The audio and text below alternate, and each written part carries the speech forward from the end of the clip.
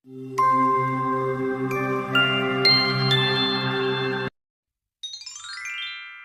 তোর বাসন মাজতে আর কত সময় লাগবে? বসেছিস তো 1 ঘন্টা হয়ে গেছে।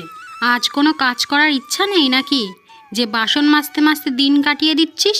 তুই জানিস না আজকে কি? আজকে অন্তত একটু তাড়াতাড়ি কাজ কর নাকি। আজ আমার আদরের মেয়েটাকে দেখতে আসছে, তো তাদের জন্য তো কিছু খাবার বানাতে হবে নাকি? আসলে মা, আজকে অনেক লোক আসবে তো, তার জন্যই ভাবলাম ভালো ভালো কিছু থালা বাসন ধুয়ে রাখি। আর মা, আমি থালা বাসন মাজছি। আমি জানি তো আজ রুমকিকে দেখতে আসবে, ওর বিয়ে হবে। আমার খুব খুশি অনুভূতি হচ্ছে। তাই আপনি একদমই চিন্তা করবেন না মা। আমি নিজের হাতে সব গুছিয়ে রেখে এসেছি। থালা বাসন কটা মেজে গিয়ে রান্না বসাবো। খুব তাড়াতাড়ি হয়ে যাবে মা। তো তুই নিজের হাতে করেছিস এটা শোনাচ্ছিস নাকি? তুই কি চাস আমি আর রুমকি কাজ করি? হ্যাঁ, এখন কি এই বয়সে আমায় খাটিয়ে খাটিয়ে মারতে চাস?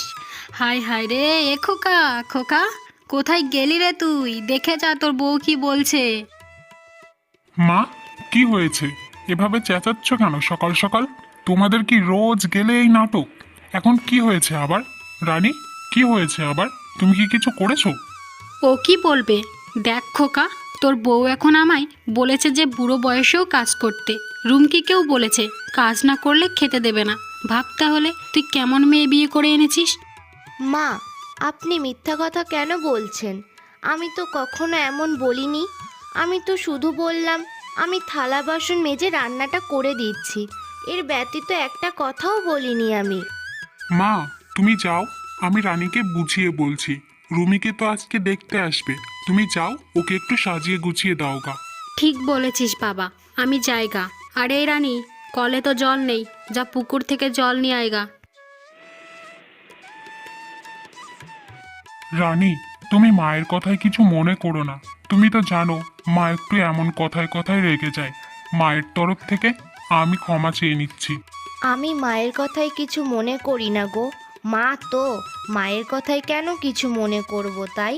তুমি দেখবে একদিন মা আমায় ঠিক ভালোবাসবে, আমায় নিজের মেয়ের মতন করে ভাববে। রানী, তুমি যেমন রূপে সুন্দর, তেমন মনের দিক থেকে আরো সুন্দর। তুমি আমার মনের রানী। যাও তো তুমি, আমায় জ্বালিও না এখন। তোমার কি কাজ আছে সেগুলো করে নাও, যাও। হ্যাঁ, তুমি তো শুধু আমার সাথেই এমন করো। আচ্ছা ঠিক আছে, যাচ্ছি আমি।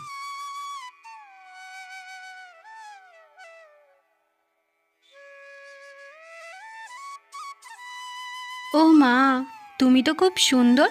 তা তুমি